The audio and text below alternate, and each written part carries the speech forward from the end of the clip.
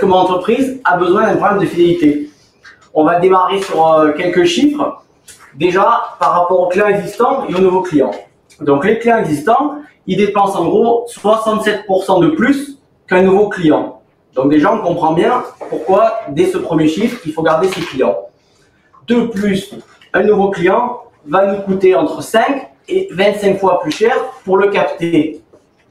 Donc, par rapport à ça, effectivement, une fois qu'on a acquis un client, il faut effectivement le garder, c'est primordial. Deuxièmement, les clients qui sont fidèles chez vous, 78% d'entre eux vont vouloir vous recommander à leur famille, à leurs amis, à d'autres personnes. Dernier point, 92% des utilisateurs finaux se basent sur des recommandations pour effectuer leur acte d'achat. Donc, on voit très bien avec ces petits graphiques tout simples, finalement, l'importance d'avoir des plateformes de fidélité. On reprend un petit peu des chiffres d'e-commerce en France. En 2017, environ 37,5 millions de Français ont fait des achats en ligne. Et ça représentait 80% des internautes. On peut même dire en 2019 déjà, 9 internautes sur 10 achètent en ligne. Donc on voit très bien la progression.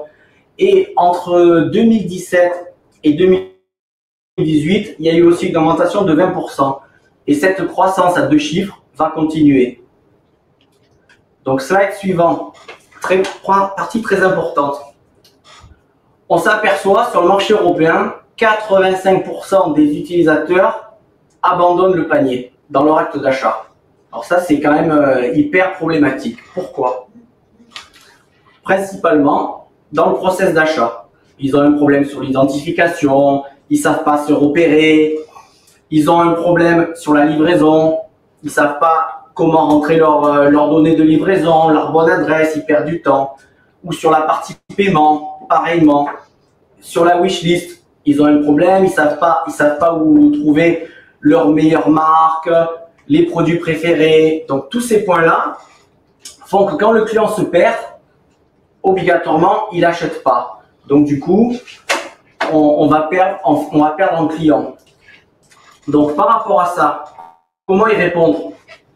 Avec des stratégies de programme de fidélité pour conserver ou attirer vos nouveaux clients, augmenter l'engagement et la fidélité de la marque, augmenter leur fréquence d'achat et leur panier moyen.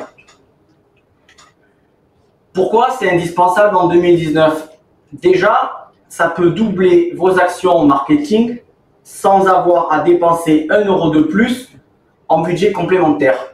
Puisque les programmes de fidélité, grâce à tous les incentives que vous allez proposer, les clients vont rester chez vous.